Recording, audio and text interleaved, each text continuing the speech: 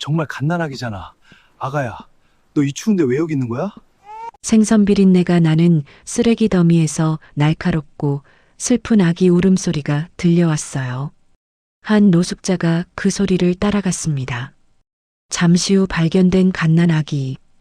이 아기의 맑고 깊은 눈동자를 본 순간 노숙자의 온몸에 전기가 흘렀습니다. 결국 그는 외면할 수 없었습니다. 그런데 이 아기는 그냥 아기가 아니었어요. 가르쳐 주지 않아도 글자를 깨닫고 한 번 본 걸 절대 잊지 않는 천재 아이였던 거예요. 이 노숙자는 알지 못했습니다. 12년 뒤 아기의 정체가 밝혀지는 순간 피 한 방울 섞이지 않은 아버지로 살아온 자신의 삶이 송두리째 뒤바뀐다는 것을요. 사연 시작 전 구독과 좋아요 눌러주신 후 지금 어느 곳에서 듣고 계신지 댓글로 알려주시면 그곳에 큰 복이 함께하길 진심으로 바라겠습니다. 손끝이 떨렸습니다. 차가운 겨울바람이 목덜미를 파고들었지만 그게 문제가 아니었어요. 저는 그 작은 울음소리를 들었습니다.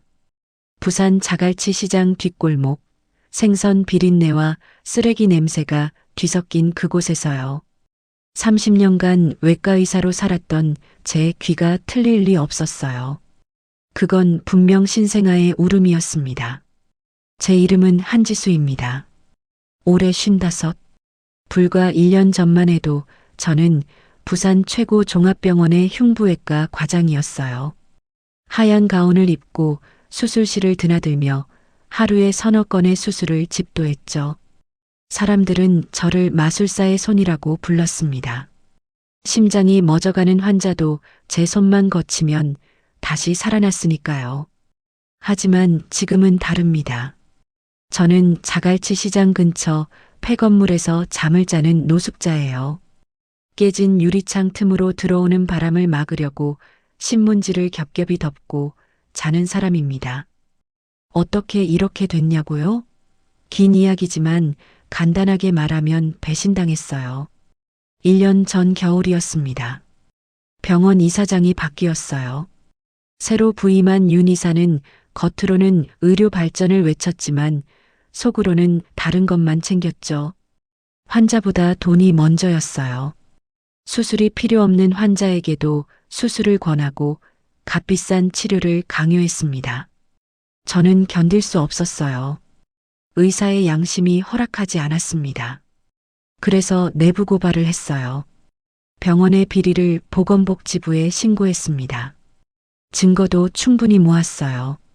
환자 기록, 수술 통계, 청구서, 조작 내역까지 전부요. 정의가 승리할 거라고 믿었습니다. 하지만 현실은 달랐어요. 윤 이사는 오히려 저를 범인으로 만들었습니다. 제가 모은 증거를 조작해서 마치 제가 환자들에게 불필요한 수술을 권했던 것처럼 꾸몄어요. 의료사고도 덮어 씌웠습니다. 저와 아무 관계없는 수술 실패 사례들을 전부 제 책임으로 돌렸죠. 의사면허가 정지됐습니다. 형사고발까지 당했어요. 변호사를 선임할 돈도 없었어요. 30년 동안 모은 재산은 전부 소송 비용으로 날아갔습니다. 집도 차압됐고요. 친구들은 등을 돌렸습니다.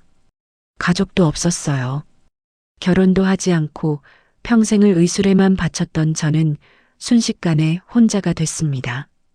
법정 싸움은 1년 가까이 이어졌어요. 결국 증거 불충분으로 무혐의 처분을 받았지만 그게 무슨 소용이 있었을까요? 의료계에서는 이미 제 이름에 먹칠이 되어 있었어요. 어떤 병원도 저를 받아주지 않았습니다. 문제 많은 의사라는 낙인이 찍힌 거죠. 그렇게 저는 길거리로 나왔습니다. 처음엔 고시원에서 지냈어요.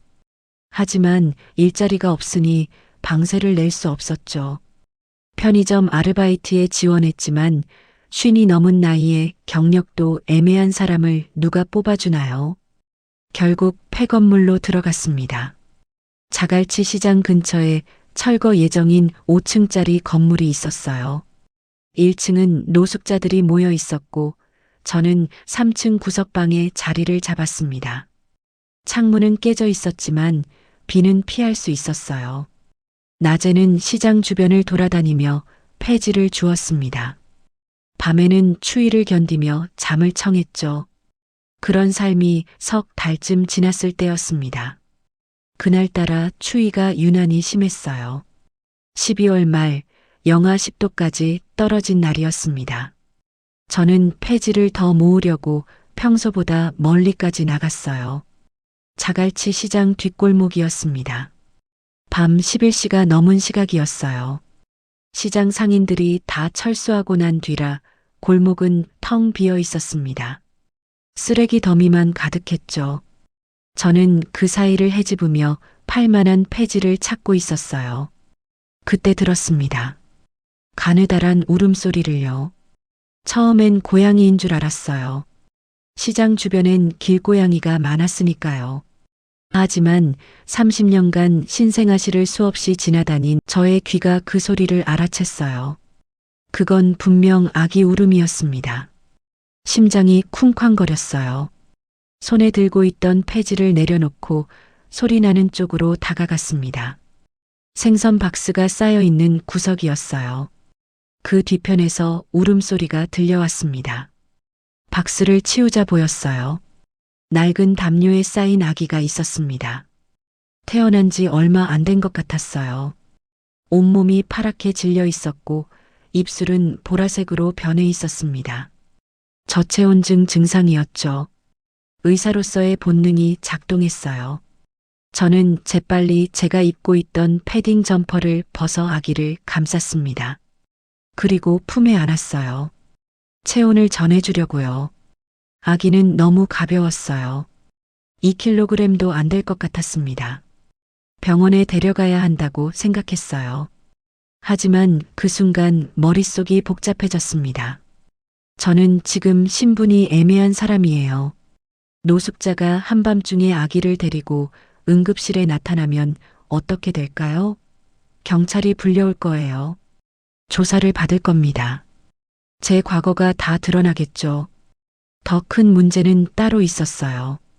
만약 제가 이 아기를 병원에 데려갔다가 문제가 생기면요. 윤이사가 있는 병원이라도 걸리면 또 뭔가를 덮어 씌울지도 몰라요. 의사면허 정지된 사람이 불법 의료행위를 했다고 말이죠. 저는 망설였습니다.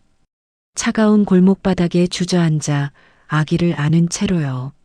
아기는 제 품 안에서 울음을 그쳤어요. 조금씩 체온이 돌아오는 것 같았습니다. 작은 손가락이 제 옷깃을 움켜쥐었어요. 그 순간 뭔가가 가슴 깊은 곳에서 터져나왔습니다. 30년간 수많은 생명을 살려왔던 제가 지금 한 아기를 살릴지 말지 고민하고 있다니요. 이게 말이 되나요? 저는 벌떡 일어났습니다. 결정했어요. 무슨 일이 있어도 이 아기를 살리겠다고요. 하지만 병원에는 가지 않기로 했어요. 대신 제가 직접 아기를 돌보기로 결심했습니다. 30년간 외과의사로 일했어요. 신생아 처치 정도는 할 수 있었죠.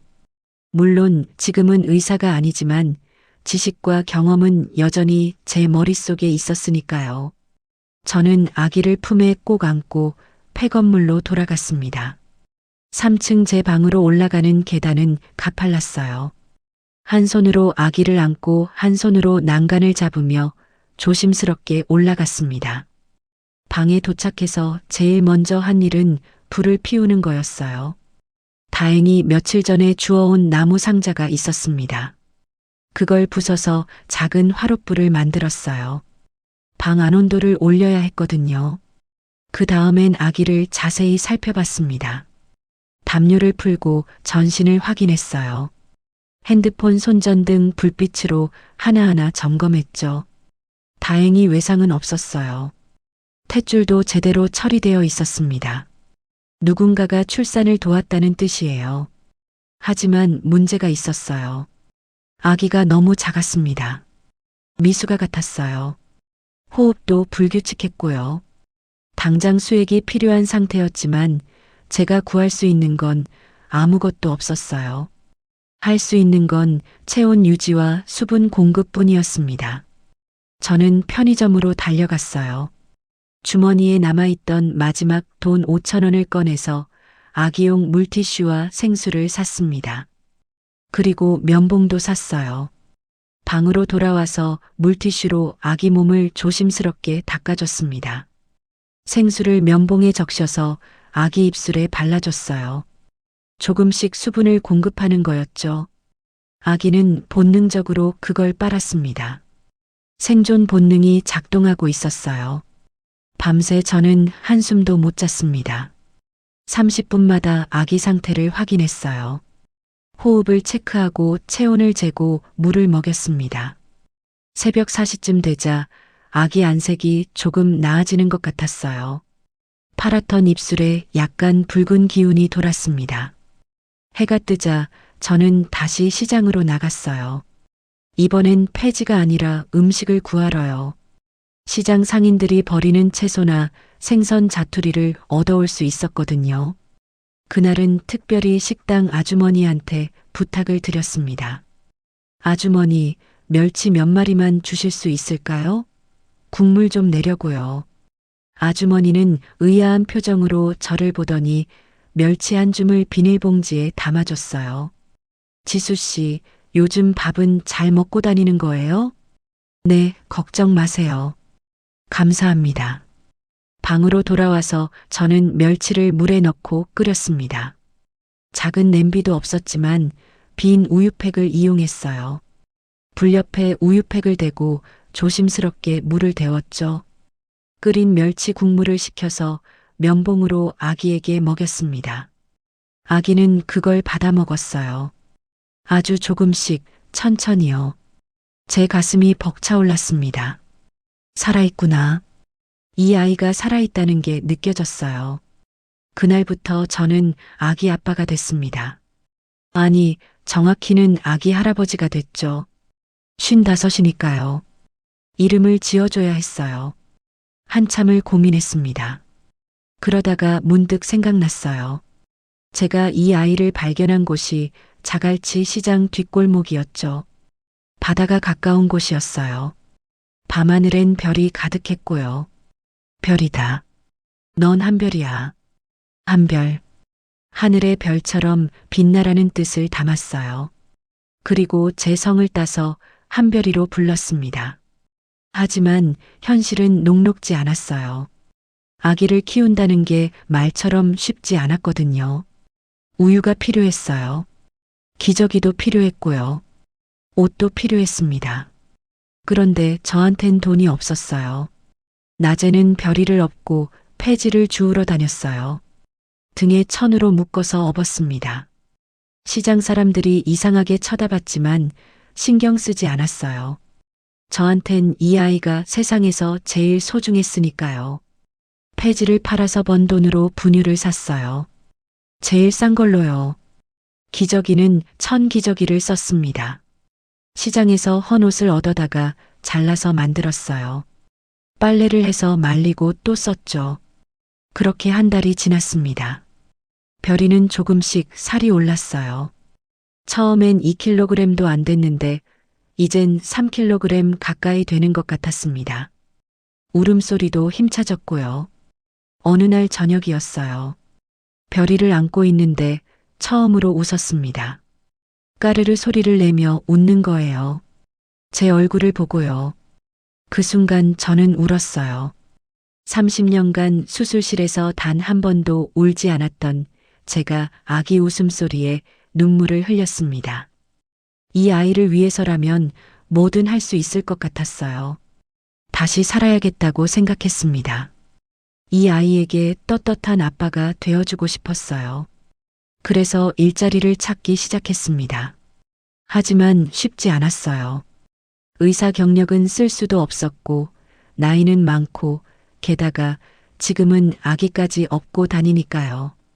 누가 저를 고용하겠어요? 2달째 되던 날이었습니다.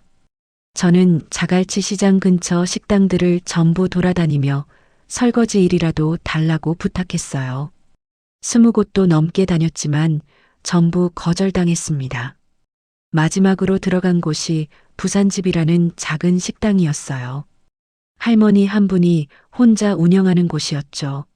문을 열고 들어가자 할머니가 저를 보더니 눈을 크게 떴습니다. 어머, 지수 씨 아닌가? 그동안 어디 갔었어? 알고 보니 그 할머니는 제가 의사였을 때 수술해드렸던 환자분이었어요. 5년 전에 담낭 수술을 받으셨는데 제가 집도했던 거죠. 할머니, 그동안 안녕하셨어요? 그래, 덕분에 잘 살고 있지. 그런데 지수 씨는 왜 이렇게 됐어? 소문은 들었는데. 그리고 이 아기는? 저는 짧게 사정을 설명했어요. 병원에서 쫓겨난 것, 노숙자가 된 것, 별이를 발견한 것까지요. 할머니는 제 이야기를 들으며 눈물을 닦으셨습니다. 어쩜 그런 일이. 그래, 여기서 일하거라. 설거지 말고 주방 일할 수 있지? 네. 정말요? 내가 나이가 들어서 힘든데 마침 잘 됐네. 월급은 많이 못 줘. 200만 원 정도밖에. 그래도 밥은 먹을 수 있으니까. 200만 원. 지금의 저한텐 큰 돈이었어요. 게다가 밥까지 먹을 수 있다니요. 감사합니다, 할머니. 정말 감사합니다. 저는 그날부터 부산집에서 일하기 시작했어요. 새벽 5시에 나가서 밤 10시까지 일했습니다. 주방에서 재료를 손질하고 설거지도 하고 청소도 했죠. 별이는 주방 한쪽에 요람을 만들어 놓고 재웠어요. 할머니가 별이를 무척 예뻐하셨습니다. 일하는 중간중간 별이를 봐주시기도 했어요. 덕분에 저는 일에 집중할 수 있었죠. 월급을 받았어요. 처음 받은 200만 원으로 제일 먼저 한 일은 원룸을 구하는 거였습니다. 시장 근처 낡은 건물 반지하였지만 저한텐 궁전 같았어요. 수도가 나오고 보일러가 있었으니까요. 별이를 위한 아기 침대도 샀어요. 중고로요. 이불도 사고 옷도 샀습니다. 별이를 깨끗한 침대에 눕혀놓고 보는데 눈물이 났어요. 이제 추운 폐건물이 아니라 따뜻한 방에서 잘 수 있구나. 그렇게 6달이 흘렀습니다. 별이는 무럭무럭 자랐어요. 이제 뒤집기도 하고 옹알이도 했습니다. 제가 퇴근하면 방긋방긋 웃으며 반겼어요. 그 웃음 하나면 하루의 피로가 싹 가셨습니다. 그런데 이상한 점이 있었어요. 별이가 너무 똑똑했습니다. 또래 아기들보다 훨씬 빨리 배웠어요. 생후 6개월인데 벌써 앉기 시작했고 제 말을 알아듣는 것 같았어요. 별아, 아빠 왔다. 그러면 고개를 돌려 저를 봤어요. 시선도 또렷했고요. 제가 의사였을 때 많은 신생아를 봤지만 별이만큼 반응이 빠른 아기는 처음이었습니다. 돌이 되자 더 놀라운 일이 있었어요. 별이가 걷기 시작한 거예요. 보통 아기들은 15개월쯤 되어야 걷는데 별이는 12개월에 벌써 뒤뚱뒤뚱 걸어 다녔습니다. 말도 빨랐어요. 돌 지나자마자 아빠 맘마 같은 단어를 말했어요. 두 돌 때는 문장으로 말했습니다. 아빠 배고파. 이거 뭐야? 이런 식으로요. 부산집 할머니도 놀라셨어요. 지수 씨, 별이 완전 천재 아닌가? 애가 너무 영특해. 그런가요? 다른 애들도 다 그런 줄 알았는데. 아니야. 내가 손주들 키워봐서 아는데 별이는 진짜 다르다니까. 할머니 말이 맞았어요. 별이는 뭔가 특별했습니다. 2돌 반쯤 됐을 때 일이에요.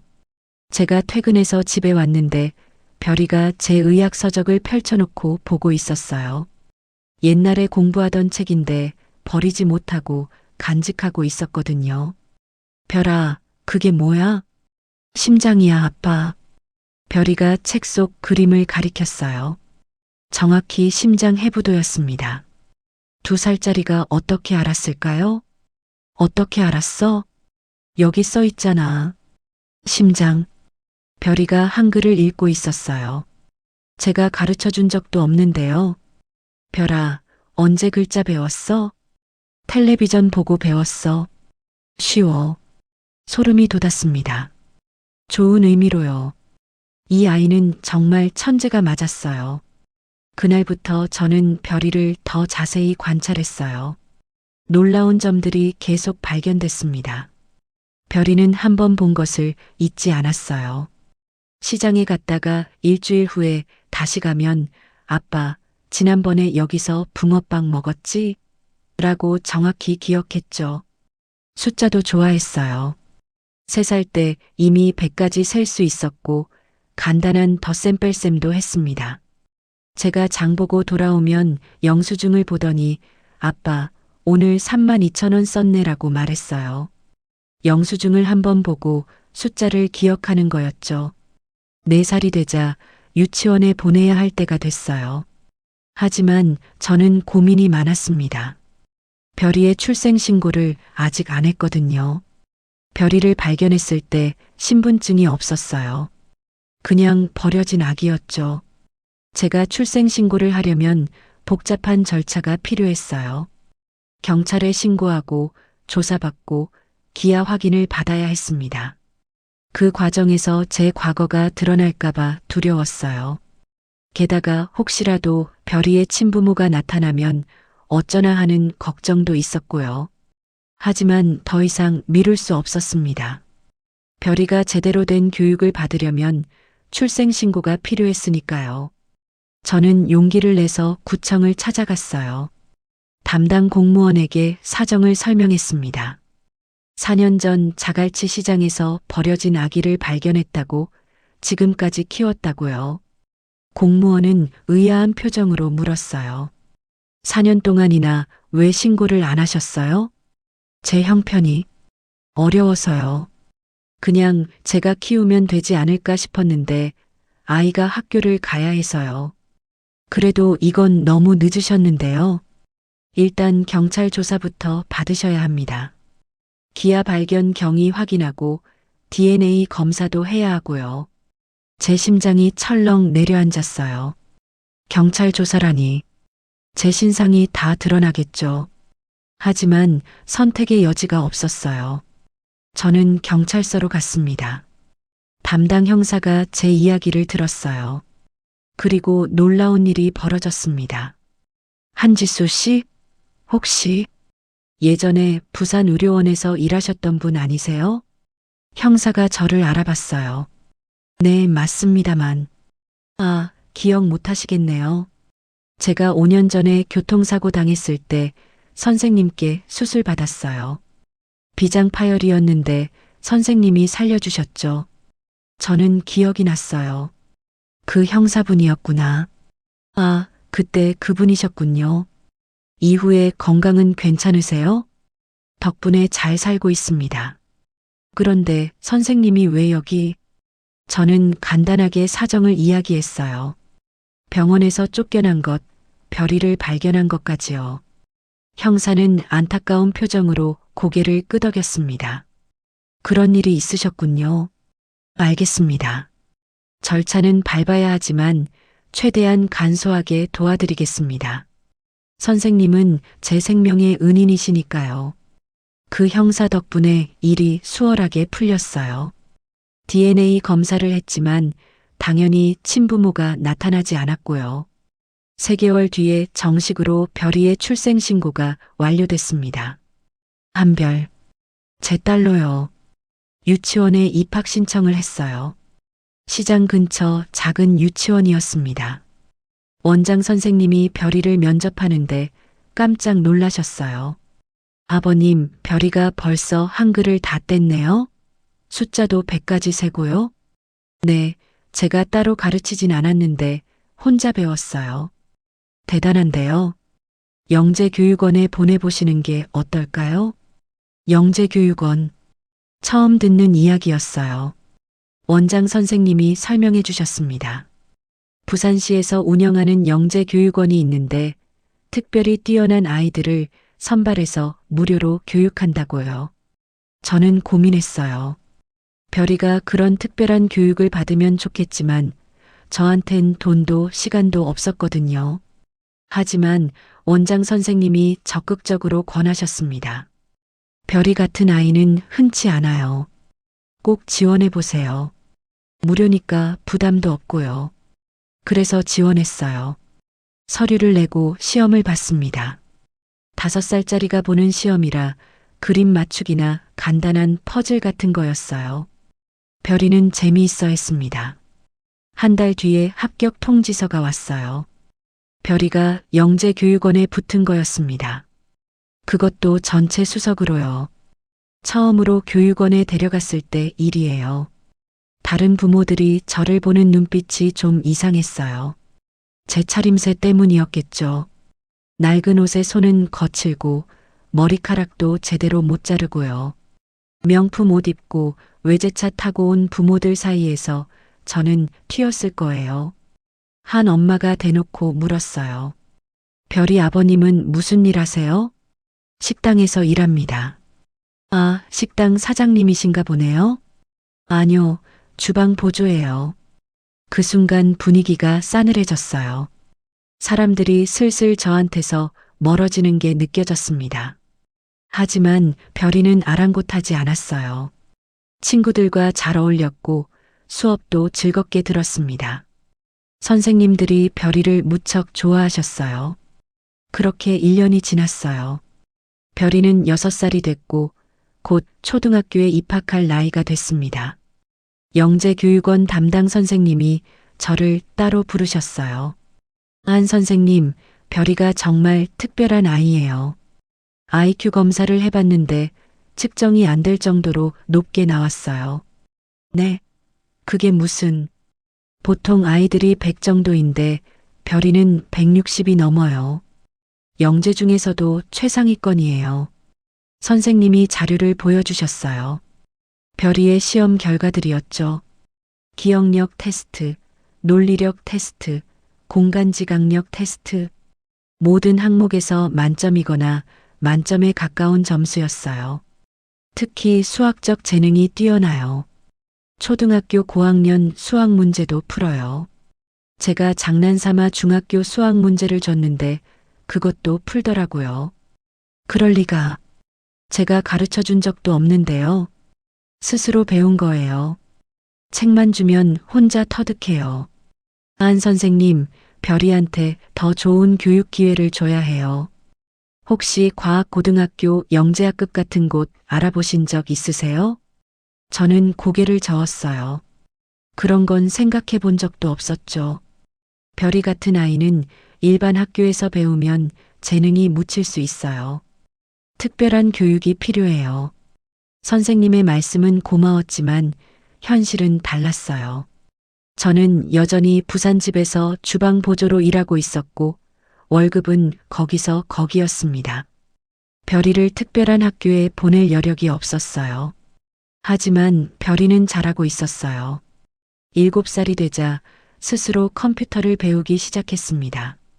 부산집 할머니가 쓰던 낡은 노트북을 물려받았는데 별이가 그걸 가지고 놀았어요. 처음엔 그냥 인터넷으로 영상을 보는 정도였어요. 그런데 한 달쯤 지나니까 뭔가 다른 걸 하고 있더라고요. 화면에 복잡한 숫자와 문자가 가득했어요. 별아, 뭐 하는 거야? 코딩이야, 아빠. 재밌어. 코딩? 저도 들어본 적은 있었어요. 컴퓨터 프로그램을 만드는 거라고 알고 있었죠. 하지만 7살이 코딩을 한다고요? 어떻게 배웠어? 유튜브 보고 배웠어. 쉬워. 별이는 정말로 혼자 코딩을 배우고 있었습니다. 독학으로요. 그것도 엄청난 속도로요. 8살 때는 자기가 만든 게임을 보여줬어요. 간단한 퍼즐 게임이었는데 직접 코드를 짜서 만든 거였어요. 아빠, 이거 봐. 내가 만들었어. 화면에서 작은 캐릭터가 움직였어요. 별이가 키보드를 누르면 캐릭터가 점프하고 장애물을 피했습니다. 대단한데, 별아. 이거 혼자 다 만들었어? 응. 재밌어. 다음엔 더 어려운 거 만들 거야. 부산집 할머니도 별이를 보며 감탄하셨어요. 지수 씨, 별이 진짜 천재 맞네. 나중에 커서 큰일 할 아이야. 그랬으면 좋겠네요, 할머니. 그런데 지수 씨, 별이한테 제대로 된 교육을 못 시켜주는 거 안타깝지 않아? 할머니의 말씀이 가슴에 박혔어요. 물론 안타까웠죠. 별이는 천재예요.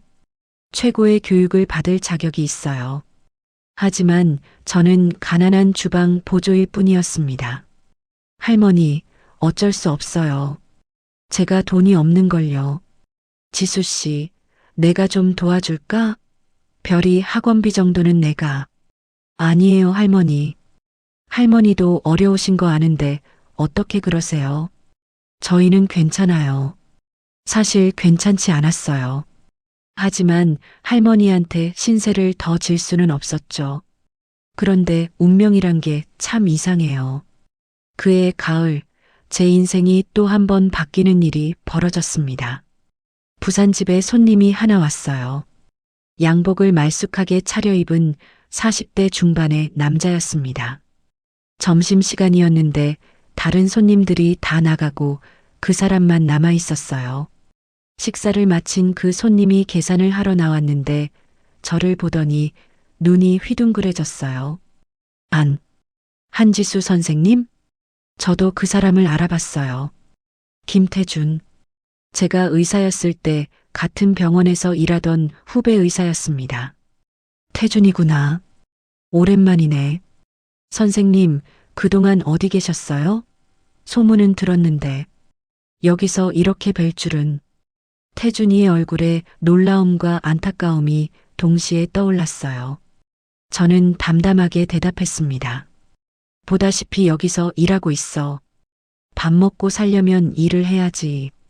선생님, 정말 억울한 일을 당하셨어요. 저희 다 알고 있어요. 윤 이사가 얼마나 나쁜 놈인지요. 그건 다 지난 일이야. 이제 그냥 편하게 살고 있어. 태준이는 한참을 저를 바라보다가 명함을 꺼냈어요. 선생님, 제가 지금 개인 병원을 하나 차렸어요. 부산 해운대에 있는데 규모는 작지만 나름 괜찮아요. 선생님 같은 분이 계시면 정말 큰 도움이 될 텐데. 태준아, 내가 지금 의사 면허도 정지됐잖아. 그거 해제 신청하면 돼요. 무혐의 나왔잖아요. 1년만 지나면 재신청 가능해요. 이미 1년 넘었으니까 지금 하면 돼요. 저는 생각해 본 적도 없었어요. 의사 면허를 다시 받는다는 걸요. 태준아, 나한텐 변호사 선임할 돈도 없어. 제가 도와드리겠습니다. 선생님은 제 은사예요. 제가 수련회 시절에 얼마나 많이 배웠는데요. 당연히 도와드려야죠. 태준이는 진심이었어요. 그 후로 일주일에 한 번씩 부산집을 찾아왔습니다. 면허 재신청 서류를 준비하는 것을 도와줬어요. 변호사도 자기가 아는 사람을 소개해줬죠. 6개월이 걸렸어요. 하지만 결국 의사 면허가 재발급됐습니다. 한지수, 외과 전문의, 다시 의사가 된 거예요. 태준이의 병원에서 일하기 시작했어요. 정식 외과 의사로요. 월급은 부산집의 10배였습니다. 처음 월급 통장을 확인했을 때 믿기지 않았어요. 이렇게 많은 돈이 제 계좌에 들어온 게요. 제일 먼저 한 일은 이사였어요. 반지하가 아닌 제대로 된 집으로요. 햇빛이 들어오는 2층 아파트를 얻었습니다. 별이를 위한 방도 따로 만들어줬어요. 아빠, 여기가 우리 집이야? 응, 이제 여기서 살 거야. 우와, 진짜 좋다. 별이가 방방 뛰며 좋아했어요. 그 모습을 보니 눈물이 났습니다. 이제야 별이에게 제대로 된 환경을 만들어줄 수 있게 됐구나. 컴퓨터도 새로 샀어요. 최신형으로요. 별이가 마음껏 코딩할 수 있도록요. 그리고 책상, 의자, 책들도 사줬습니다. 별이는 9살이 됐어요. 초등학교 3학년이었죠. 학교 성적은 당연히 전교 1등이었고요. 하지만 별이는 학교 수업이 지루하다고 했어요. 아빠, 학교에서 배우는 건 이미 다 아는 거예요. 재미없어? 그럼 별아, 더 어려운 걸 배우고 싶어? 응. 수학도 더 어려운 거 하고 싶고, 컴퓨터 프로그래밍도 더 배우고 싶어? 저는 태준이에게 상담했어요. 태준이가 좋은 정보를 줬습니다. 형님, 부산과학고등학교에 부설 영재학급이 있어요. 초등학생도 선발하거든요. 별이 보내보시는 게 어때요? 그래서 지원했어요. 이번에도 별이는 당당히 합격했습니다. 부산 전역에서 가장 똑똑한 아이들이 모이는 곳이었어요. 별이는 그곳에서 진짜로 행복해했어요. 자기와 비슷한 수준의 친구들과 어울릴 수 있었거든요. 대학교 수준의 수학을 배우고 고급 프로그래밍을 배웠습니다. 담당 교수님이 저를 부르셨어요. 안 선생님, 별이가 정말 특별한 아이예요. 제가 20년간 영재 교육을 해왔는데 별이만한 학생은 처음 봐요. 그렇게까지 대단한가요? 대단한 정도가 아닙니다. 별이는 천재예요. 진짜 천재. 수학 올림피아드에 나가면 금메달 딸 수준이에요. 수학 올림피아드요? 네. 국제 수학 올림피아드요. 전 세계 천재들이 모이는 대회죠. 별이를 거기 보내고 싶은데 괜찮으시겠어요? 저는 당연히 좋다고 했어요. 별이가 원하는 거라면 뭐든지요. 그렇게 별이는 10살에 국제 수학 올림피아드에 출전했어요. 한국 대표로요. 대회는 싱가포르에서 열렸습니다. 저도 따라갔어요. 대회장은 어마어마했어요. 전 세계에서 온 천재 학생들이 모여 있었죠. 10살인 별이는 그 중에서도 가장 어렸어요. 대부분 고등학생이나 대학생이었거든요. 하지만 별이는 당당했어요. 시험을 보는 6시간 동안 저는 밖에서 기다렸습니다. 가슴이 두근거렸어요. 별이가 잘할 수 있을까? 결과가 나왔어요. 금메달이었습니다. 그것도 만점으로요. 전체 참가자 중에서 만점을 받은 사람은 단 3명뿐이었는데 별이가 그 중 하나였어요.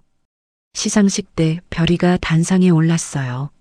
작은 몸에 금메달을 목에 걸고 환하게 웃는 모습. 저는 객석에서 울었습니다. 자랑스러워서요. 그날 밤 호텔방에서 별이가 물었어요. 아빠, 나 잘했지? 잘했지. 우리 별이가 세계에서 제일 똑똑한 아이야. 아빠 덕분이야. 아빠가 날 주워줘서 키워줘서 공부할 수 있게 해줘서. 별이가 제 품에 안겼어요. 10살이지만 아직 작았어요. 저는 별이를 꼭 껴안았습니다. 별아, 아빠가 너한테 고마워. 내가 있어서 아빠가 다시 살 수 있었어. 한국으로 돌아오자 별이는 유명해졌어요. 신문과 뉴스에 나왔죠. 10세 수학 천재, 국제 올림피아드 금메달 같은 제목으로요. 그러자 여러 곳에서 연락이 왔어요. 대학교에서 특별 입학 제의도 있었고, 기업에서 장학금을 주겠다는 곳도 있었어요. 미국 유명 대학에서도 전액 장학금으로 오라는 제의가 왔습니다. 하지만 별이는 모두 거절했어요. 아빠, 나 아직 어려. 그냥 여기서 아빠랑 같이 있고 싶어. 정말? 미국 가면 더 좋은 교육 받을 수 있는데? 아빠 없으면 싫어. 나 혼자 못 가. 저는 별이의 의사를 존중했어요. 무리하지 않아도 됐어요. 별이는 아직 어렸으니까요. 그렇게 2년이 더 흘렀습니다. 별이는 12살이 됐어요. 이제 중학생이 될 나이였죠. 하지만 일반 중학교는 의미가 없었어요. 별이의 수준이 이미 대학교를 넘어섰거든요. 그래서 대학에 들어가기로 했어요. 카이스트에서 특별 전형으로 입학 허가를 했습니다. 컴퓨터공학과였어요. 별이가 제일 좋아하는 분야였죠. 12살에 대학생이 됐어요. 언론에서 또 난리가 났습니다. 하지만 이번엔 조용히 넘어갔어요. 별이가 원하지 않았거든요. 아빠, 나 그냥 평범하게 공부하고 싶어. 유명해지는 거 별로야. 알겠어, 별아. 내가 원하는 대로 해. 카이스트 생활은 별이한테 잘 맞았어요. 똑똑한 선배들과 교수님들 사이에서 별이는 행복해했습니다. 본인이 궁금한 걸 마음껏 연구할 수 있었거든요. 1학년 때 별이는 이미 논문을 썼어요. 인공지능에 관한 논문이었는데 국제학회에서 발표까지 했죠. 교수님들이 놀라워했어요. 한 박사님, 따님이 정말 대단해요. 이 나이에 이런 논문을 쓰다니. 별이는 2년 만에 학부를 졸업했어요. 그리고 대학원에 진학했습니다. 석사 과정을요. 그 즈음 저한테도 변화가 있었어요. 태준이의 병원이 크게 성장했거든요. 처음엔 작은 의원이었는데 이제는 중형 병원이 됐어요. 저도 과장이 됐고요. 생활이 많이 안정됐어요. 돈 걱정은 하지 않아도 됐죠. 별이한테 필요한 건 뭐든 사줄 수 있었습니다. 하지만 제 마음 한구석엔 항상 불안이 있었어요. 별이의 친부모가 나타나면 어쩌나 하는 걱정이었죠. 12년 전 자갈치 시장 뒷골목에 별이를 버린 사람들. 그들이 누구인지 전혀 모릅니다. 왜 별이를 버렸는지도 모르고요. 하지만 혹시라도 그들이 나타나서 별이를 데려가려고 하면 그 생각만 하면 밤에 잠을 못 잤어요. 법적으로는 제가 별이의 아빠예요. 출생신고도 제 이름으로 했고 12년간 키웠으니까요. 하지만 혈연 관계가 없잖아요. 만약 친부모가 나타나서 법정 다툼이 벌어지면 어떻게 될까요? 그 불안감을 별이는 몰랐어요. 저는 별이 앞에서 항상 밝은 척 했거든요. 하지만 속으로는 늘 조마조마했습니다. 별이가 15살 되던 해 그 일이 터졌어요. 어느 날 저녁 퇴근해서 집에 왔는데 낯선 차가 아파트 앞에 서 있었어요. 고급 세단이었죠. 차 앞에 양복 입은 남자 2명이서 있었습니다. 한지수 씨시죠? 네, 그런데 누구신지? 저희는 한국생명과학연구소에서 나왔습니다. 잠시 얘기 좀 할 수 있을까요? 생명과학연구소? 무슨 일로 왔을까요? 무슨 일이시죠? 여기서 말씀드리기 뭐하니까. 차에서 얘기하면 안 될까요? 불길한 예감이 들었어요. 하지만 거절할 수 없었습니다. 저는 차에 올라탔어요. 차 안에는 또 다른 사람이 있었어요. 50대 후반으로 보이는 여자였습니다. 기품 있는 옷차림이었죠. 처음 뵙겠습니다. 한지수 씨. 저는 최서연이라고 합니다. 네, 안녕하세요. 그런데 무슨 일로? 최서연이란 여자가 저를 물끄러미 보더니 입을 열었어요. 한지수 씨가 키우고 계신 한별양에 대해 이야기하러 왔습니다. 제 심장이 멎는 것 같았어요. 별이를요? 별이가 무슨... 솔직하게 말씀드리겠습니다. 한별양은 제 손녀입니다. 머리가 하얗게 변했어요. 손녀라고요? 무슨 말씀이신지. 12년 전 제 딸이 아이를 낳았습니다. 하지만 그 아이를 키울 수 없는 상황이었죠. 그래서 버렸습니다. 자갈치 시장 근처에요. 제 온몸이 얼어붙었어요. 그럼 이 사람이 별이의 진짜 할머니란 말인가요? 그동안 제 딸이 죄책감에 시달렸어요. 아이를 버렸다는 사실 때문에요. 얼마 전에 사립탐정을 고용해서 아이를 찾았습니다. 그리고 알게 됐죠. 한지수 씨가 키우고 있다는 걸요. 최서연이 서류 봉투를 꺼냈어요. 이게 DNA 검사 결과입니다.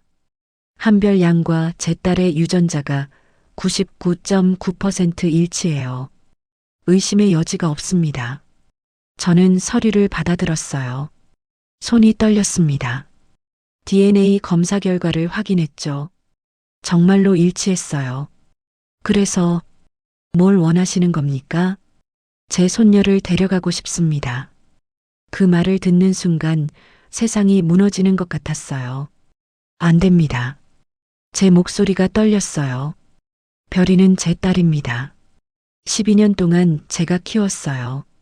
추운 겨울에 얼어 죽어가던 아이를 제가 살렸다고요. 제가 밥 먹이고 재우고 아플 때 간호하고 학교 보냈어요. 지금 와서 데려간다는 게 말이 됩니까? 한지수 씨 심정은 이해합니다. 하지만 혈연은 혈연이에요. 법적으로도 친부모가 나타나면 출생신고는 제 이름으로 되어 있어요. 법적으로 저는 별이의 아버지입니다. 그건 기아 출생신고예요. 친부모가 확인되면 무효화될 수 있어요. 최서연의 목소리가 차가워졌어요. 한지수 씨, 우리 가문이 어떤 가문인지 아세요? 한국생명과학연구소는 우리 집안이 운영하는 겁니다. 제 남편이 창립자예요. 변호사도 최고급으로 선임할 수 있어요. 법정 다툼을 벌이면 한지수 씨가 이길 수 없습니다. 저는 아무 말도 못했어요.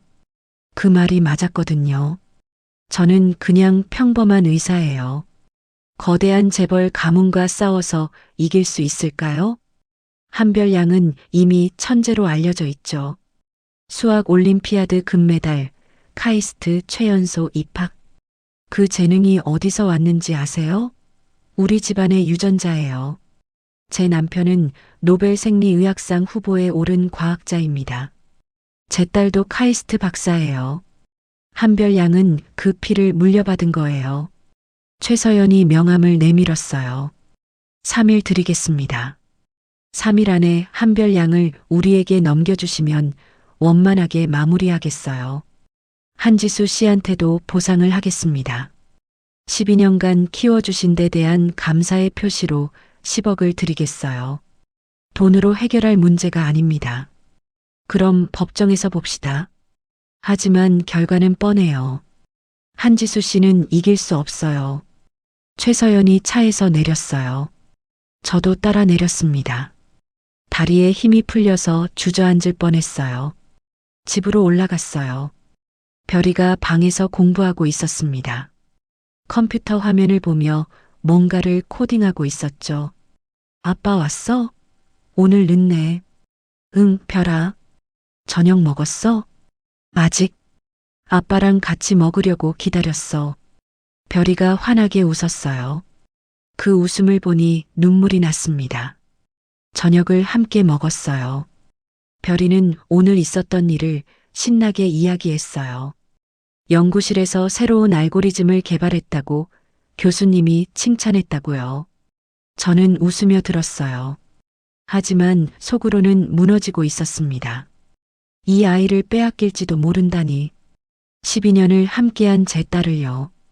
밤에 별이가 잠든 후 저는 혼자 거실에 앉아 있었어요. 최서연이 남긴 명함을 손에 쥐고요. 어떻게 해야 할까요? 법정 다툼을 벌이면 질 게 뻔했어요. 상대는 재벌이고 저는 평범한 의사니까요. 하지만 별이를 포기할 수는 없었어요. 별이는 제 딸이에요. 피 한 방울 섞이지 않았지만 12년을 함께 살았어요. 제 인생에서 가장 소중한 존재예요. 그때 별이가 방에서 나왔어요. 아빠, 아직 안 자? 응, 별아. 잠 안 와? 아빠가 이상해서 저녁 먹을 때부터 표정이 안 좋더라. 별이가 제 옆에 앉았어요. 아빠, 무슨 일 있어? 저는 말해야 할지 고민했어요. 하지만 숨길 수 없었습니다. 별이는 이제 15이에요. 알 권리가 있었죠. 별아, 사실은 저는 조심스럽게 이야기했어요. 오늘 최서연이란 사람이 찾아온 것, 별이의 친할머니라는 것, 별이를 데려가고 싶어 한다는 것까지요. 별이는 조용히 들었어요. 표정이 굳어졌습니다. 그럼 나한테 진짜 엄마가 있다는 거야? 응. DNA 검사 결과도 있어. 아빠는 나를 보낼 거야? 그 질문에 저는 고개를 세차게 저었어요. 절대 아니야. 아빠는 별이를 절대 보낼 수 없어. 하지만 법적으로 아빠가 이길 수 없을 것 같아. 상대가 너무 강해. 별이의 눈에 눈물이 고였어요. 아빠, 나도 안 갈 거야. 나한텐 아빠가 진짜 아빠야. 12년 동안 나를 키워준 사람은 아빠잖아. 나를 버린 사람들이 무슨 권리로 날 데려간다는 거야? 별이가 제 품에 안겼어요. 15인데도 아직 작았어요. 저는 별이를 꼭 껴안았습니다. 아빠, 내가 뭔가 방법을 찾아볼게. 나 똑똑하잖아. 법도 찾아보고 변호사도 알아보고. 우리 절대 안 져. 별아, 아빠 믿어. 내가 꼭 방법 찾을게. 별이는 그날 밤부터 컴퓨터 앞에 앉았어요. 친권 관련 법률을 검색하고 판례를 찾아봤습니다. 며칠 밤을 새우며 공부했어요. 그리고 일주일 후 별이가 저를 불렀어요. 아빠, 방법을 찾았어. 뭐라고? 우리가 이길 수 있는 방법. 법적으로 완벽해. 별이가 컴퓨터 화면을 보여줬어요. 복잡한 법률 조항들이 가득했습니다. 아빠, 친권은 혈연만으로 결정되는 게 아니야. 아동의 최선의 이익이 제일 중요해. 그리고 12년간 사실상 부양해온 사람의 권리도 인정돼. 그래도 상대가 재벌인데. 그게 오히려 약점이야. 아빠, 생각해봐. 그 사람들은 왜 12년 전에 나를 버렸을까?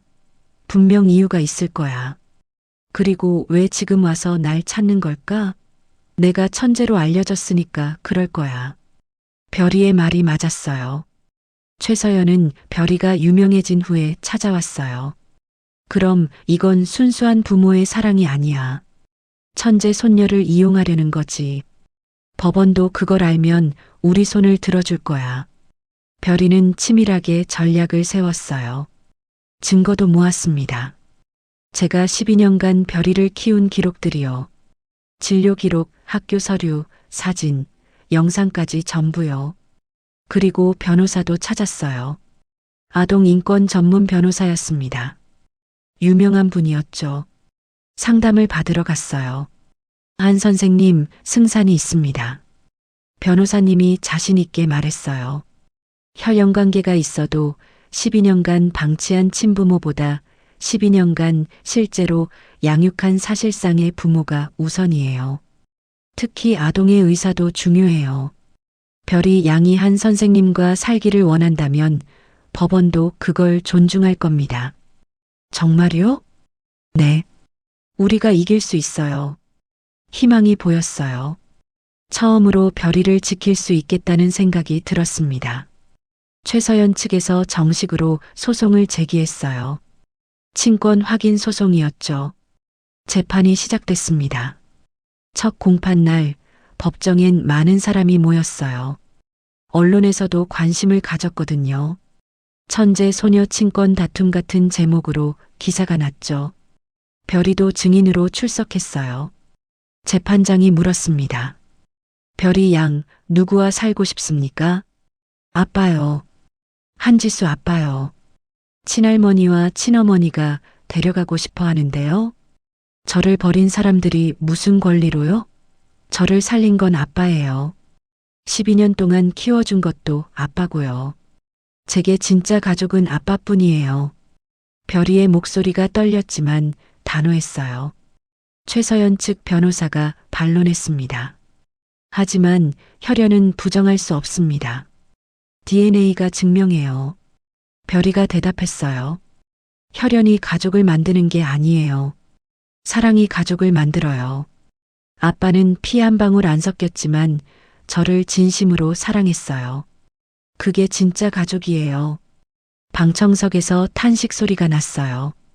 재판장도 숙연한 표정이었습니다. 재판은 석 달간 이어졌어요. 양측이 치열하게 공방했습니다. 하지만 결국 판결이 났어요. 피고 한지수의 친권을 인정한다.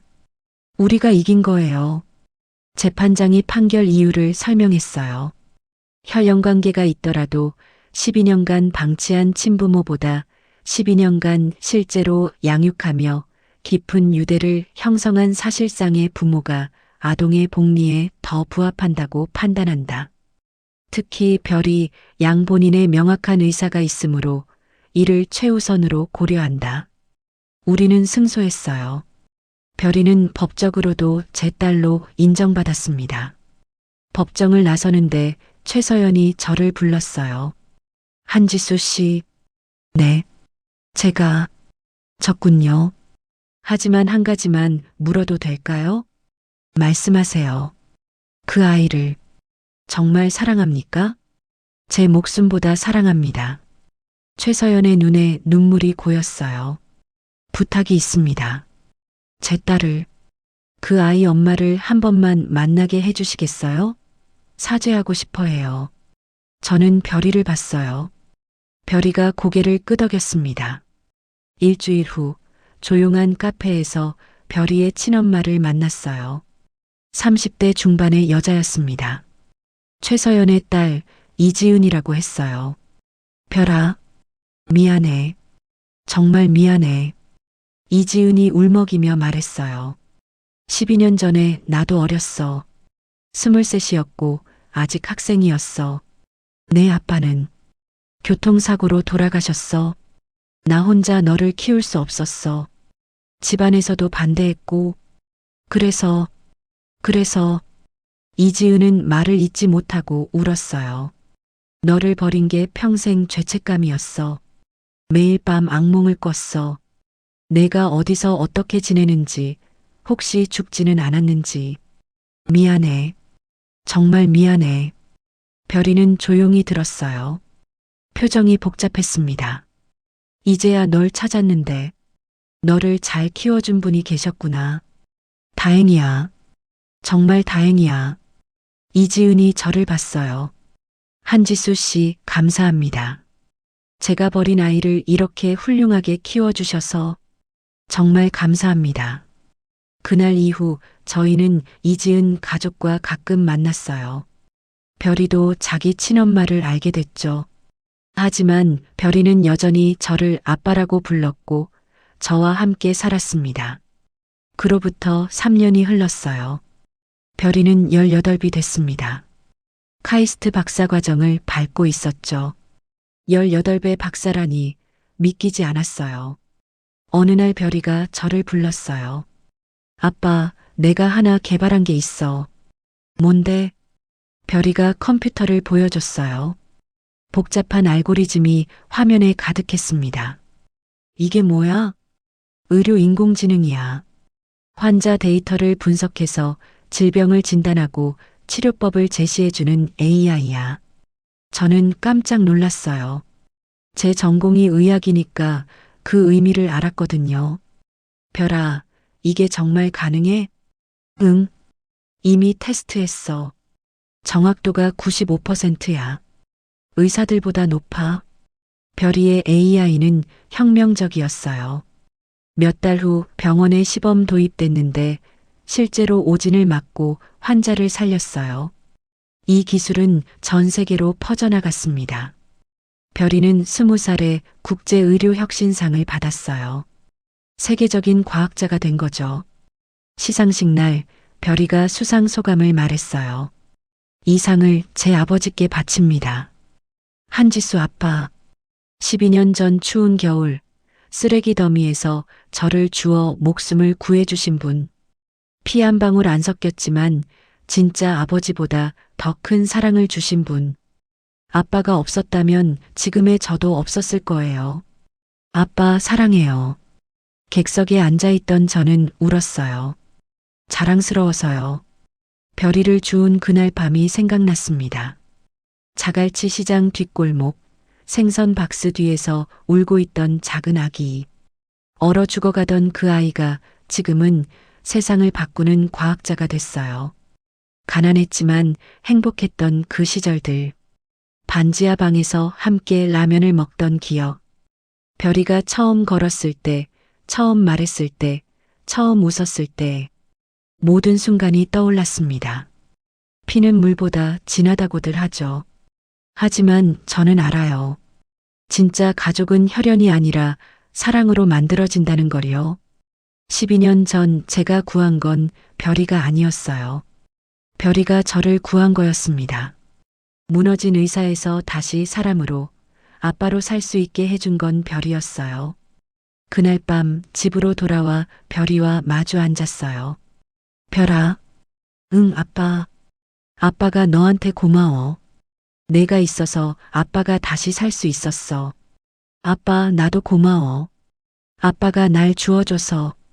우리는 웃었어요. 별이는 이제 어엿한 어른이 됐지만 제 눈엔 여전히 그때 그 작은 아기로 보였습니다. 자갈치 시장 뒷골목에서 시작된 우리의 이야기. 그게 이렇게 아름다운 결말을 맺을 줄 누가 알았을까요? 밤하늘의 별처럼 빛나는 제 딸 한별. 그 아이는 제 인생의 기적이었습니다. 오늘의 이야기가 당신의 마음에 작은 울림을 드렸다면 앞으로도 당신의 나날에 잔잔한 위로가 될 이야기들로 찾아뵐 수 있도록 구독과 좋아요를 눌러주세요.